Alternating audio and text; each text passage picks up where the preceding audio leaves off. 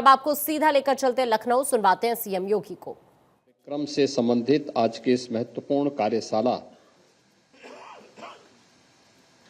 में भारतीय जनता पार्टी के प्रदेश के हमारे अध्यक्ष चौधरी भूपेंद्र सिंह जी, उत्तर प्रदेश सरकार में मंत्रिमंडल के मेरे सहयोगी उप मुख्यमंत्री श्री ब्रजेश पाठक जी, समाज कल्याण विभाग के मंत्री श्री असीम अरुण जी,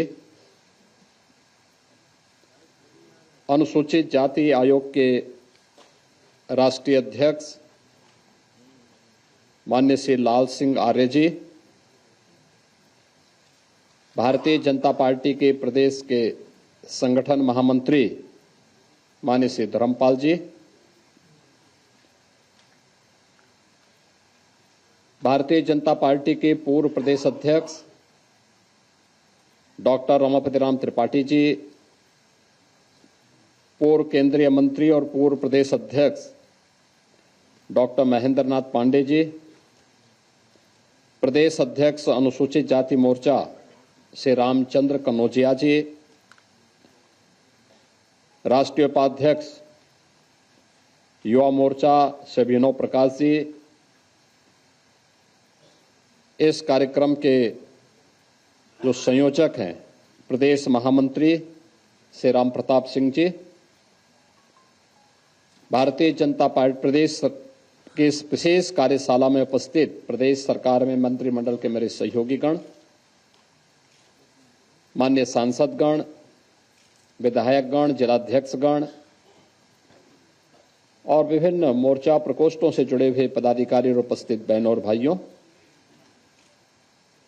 मैं आप सबका इस कार्यशाला में हृदय से स्वागत करता हूं, अभिनंदन। सीधे आपको लखनऊ लिए चलते हैं। ऑपरेशन दलित की शुरुआत हुई है भारतीय जनता पार्टी की तरफ से। मुख्यमंत्री योगी आदित्यनाथ क्या कुछ कह रहे हैं, आपको सुनवाते हैं।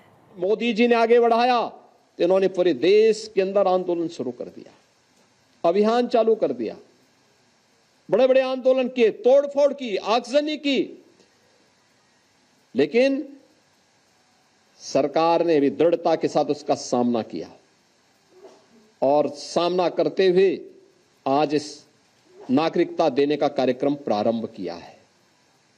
कहां जाएगा? पाकिस्तान में, बांग्लादेश में पीड़ित हिंदू कहां जाएगा? और हिंदुस्तान की तरफ ही आएगा। दुनिया के अंदर कहीं भी कोई पीड़ित हिंदू होगा वह आकर के अंततः हिंदुस्तान में ही आएगा और वह भारत में आकर के ही शरण लेने के लिए मजबूर होता है। लेकिन कांग्रेस और समाजवादी पार्टी या टीएमसी जैसे दल हमेशा इसमें बाधक रहे हैं और उन लोगों ने उन्हें दोयम दर्जे का नागरिक बनाने का काम किया, शरणार्थी के रूप में रखा। लेकिन भारतीय जनता पार्टी ने उन्हें अपनाया।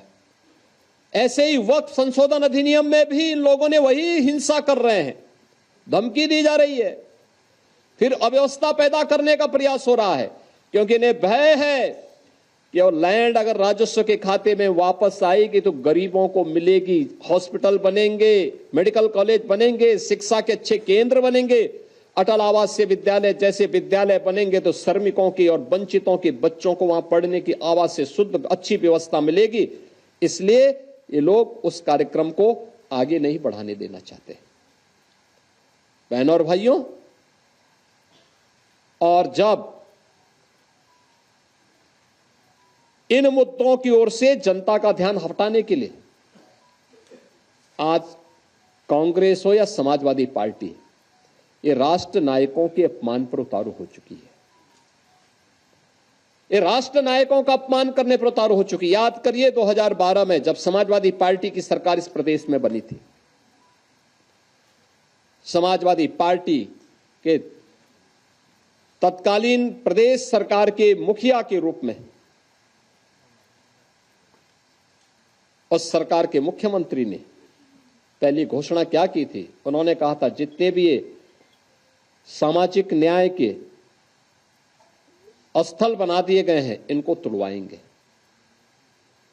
और उस समय उन्होंने कहा था कि इनमें हम मैरिज हॉल खुलवाएंगे। आप देख रहे हैं ना, ये मानसिकता इनकी थी। उन्होंने किया भी। इसी लखनऊ में मान्यवर कांसी राम जी के नाम पर विश्वविद्यालय बना था, उसका नाम बदल दिया। सहारनपुर में बना था मेडिकल कॉलेज, उसका नाम बदल दिया। कन्नौज में मेडिकल कॉलेज बाबा साहब भीमराव अंबेडकर के नाम पे बना था, नाम बदल दिया। जब असीम अरुण जी ने मेरे सामने इस बात को रखा कि ये तो बाबा साहब के नाम पे था और बाबा साहब के नाम पर बने हुए मेडिकल कॉलेज का नामकरण इन्होंने बदलने का काम किया है, बहनों और भाइयों, तो फिर उसी कन्नौज में हम लोग जाकर के इस बात की घोषणा की कि नहीं, इसका नाम फिर से बाबा साहब भीमराव अंबेडकर के नाम पर ही होना चाहिए। और हम लोगों ने उस कार्यक्रम को वहां पर फिर से, नामकरण के कार्यक्रम को फिर से वहां पे संपन्न किया। बहनों और भाइयों, किस कदर ये लोग उन महापुरुषों को जो सामाजिक न्याय के प्रतीक हैं, कैसे उनको अपमानित करते रहे, कैसे उनके खिलाफ षड्यंत्र करते रहे, ये सभी उदाहरण हमारे सामने हैं। आज भी ये लोग इसी प्रकार का विस्मरण करने का काम कर रहे हैं। कैसे करते हैं? महाराष्ट्र में छत्रपति शिवाजी महाराज के खिलाफ वक्तव्य देते हैं। औरंगजेब को वहां पर औरंगजेब की का महिमा मंडन करने का काम कर रहे हैं। आपको याद होगा 3 वर्ष पहले जब हम लोग प्रदेश के अंदर रन फॉर यूनिटी के रूप में लौह पुरुष सरदार वल्लभ भाई पटेल के जन्मदिन के कार्यक्रम के साथ जुटे हुए थे, तो समाजवादी पार्टी उस दिन भारत के तोड़क जिन्ना का महिमा मंडन समाजवादी पार्टी के मुखिया कर रहे थे। याद करिए, जिन्ना का स्मरण कर रहे थे। और जब भारत के अंदर भारत के किसी महापुरुष को सम्मान देने की बात आती है, तो ये लोग कोई ना कोई ऐसा प्रोपोगंडा अपनाएंगे जिससे समाज को आपस में बांटने का काम किया जा सके। चाहे वह छत्रपति शिवाजी महाराज का अपमान हो, चाहे वह लौह पुरुष सरदार वल्लभ भाई पटेल का अपमान हो, और चाहे वह महाराणा प्रताप और महाराणा सांगा का अपमान या बाबा साहब भीमराव अंबेडकर का अपमान, ये उसी श्रृंखला का हिस्सा है जो कांग्रेस और समाजवादी पार्टी का डीएनए अब तक करता रहा है। ये लगातार इस षड्यंत्र के हिस्से रहे हैं। लेकिन जब चुनाव आता है तो चुनाव के समय ये लोग कोई एक फर्जी पुस्तिका हाथ में रख करके बाहर ही प्रिंट करवा करके, भारत का संविधान उसमें प्रिंट करवा करके, और फिर जगह जगह जाकर के जनता के सामने किस तरीके से एक माया जाल फैलाने का काम करते हैं, आपने गत लोकसभा चुनाव में देखा होगा। किस किस प्रकार के वक्तव्य इन्होंने दिए, कैसे कैसी बातें इन्होंने उस समय कही, ये किसी से छुपा हुआ नहीं है। और इसीलिए आज फिर मैं आपसे कहने के लिए आया, ये जो 10 दिवसीय विशेष अभियान चलेगा, ये उसी अवेयरनेस का हिस्सा है, जिस कार्यक्रम को आज पूरे देश के अंदर कौन सी योजनाएं हैं, कौन सी योजनाएं दी गई हैं, कौन लोग थे जो बाबा साहब भीमराव अंबेडकर का अपमान करने वाले थे। यहां पे अभी डिप्टी सीएम से ब्रजेश पाठक जी कह रहे थे 1952 में बाबा साहब को इन्होंने चुनाव हरवाया था। बाबा साहब की जो संसदीय सीट थी, उसके एक बड़े भाग को जहां से वे चुनाव जीत सकते थे, हिंदू बाहुल्य क्षेत्र था, उसको काट करके पाकिस्तान की तरफ भेजने का, पाकिस्तान को दे दिया गया। इन्होंने यह भी साजिश कही किरकी कि बाद में बाबा साहब को 1952 का पहला चुनाव, आम चुनाव जब हुआ था, उसमें भी इन्होंने हराने का काम किया था। 78,000 से अधिक वोट गिनती से बाहर कर दिए गए थे, जिससे बाबा साहब चुनाव पराजित हुए। 1954 का उपचुनाव जब बाबा साहब फिर से संसद में जाने को तैयार हुए, तब भी इन्होंने बाबा साहब को संसद में जाने से रोकने के लिए उनके निजी सहायक को तोड़ करके, काजोलकर को तोड़ करके उन्हें उनके खिलाफ लड़ाया, और स्वयं उस समय के प्रधानमंत्री पंडित नेहरू स्वयं बाबा साहब के खिलाफ प्रचार के लिए गए और उन्हें फिर से वहां परास्त करवाया। अंततः बाबा साहब के लिए पुणे की सीट हिंदू महासभा के एक सदस्य ने छोड़ी और फिर बाबा साहब फिर संसद में जा पाए। बहनों और भाइयों, ये कांग्रेस या समाजवादी पार्टी ये हमेशा देश तोड़क तत्वों के साथ खड़ी रही है। संविधान के प्रेम्बल में तक इन्होंने संशोधन कर दिया। अभी हम लोगों ने पिछले सत्र में प्रत्येक सदस्य को संविधान के मूल प्रति जो 26 नवंबर 1949 को बाबा साहब ने संविधान का मसौदा तैयार करते समय संविधान सभा को सौंपा था, उस संविधान की मूल प्रति जिसमें बाबा साहब के हस्ताक्षर भी हैं, मसौदा समिति के अन्य सदस्यों के हस्ताक्षर हैं, वह प्रति हमने सभी माननीय सदस्यों को, विधानसभा और विधान परिषद के सभी सदस्यों को सौंपी थी, भेंट की थी।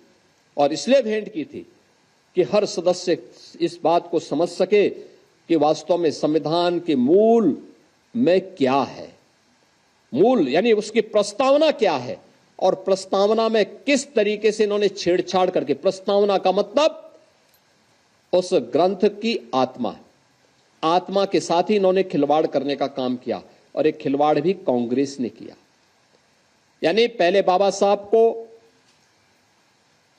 चुनाव हरवाया, बाबा साहब के स्वर्गवास होने पर, उनके महापरिनिर्वाण होने पर उन्हें दिल्ली में अंतिम संस्कार नहीं करने दिया गया, उनका स्मारक कांग्रेस ने नहीं बनने दिया। और बाद में 1976 में देश के संविधान में ही उसकी प्रस्तावना में ही संशोधन करके ऐसे शब्द डाल दिए गए जिनके खिलाफ स्वयं बाबा साहब ने स्वयं भी तर्क दिए थे।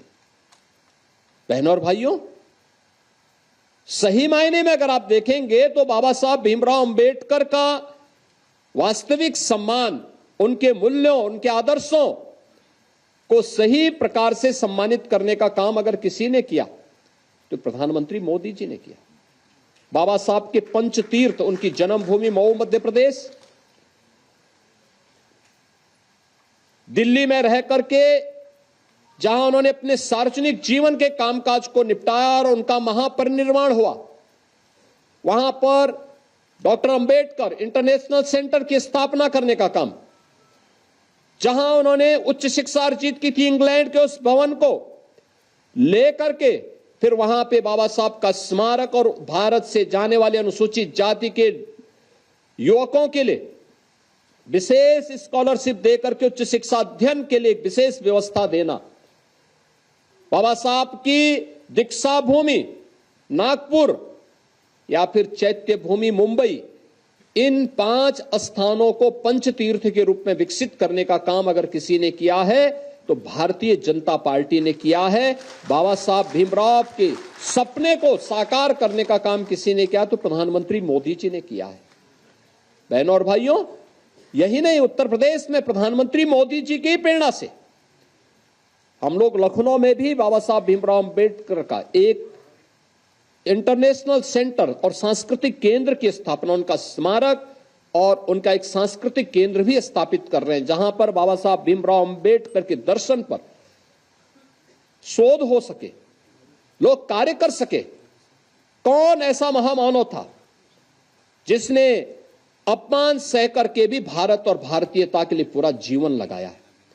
वो कौन महामानव था जिसने देश की बदहाली के खिलाफ आवाज उठाई थी, गरीबों और वंचितों को उनका अधिकार देने का काम किया था?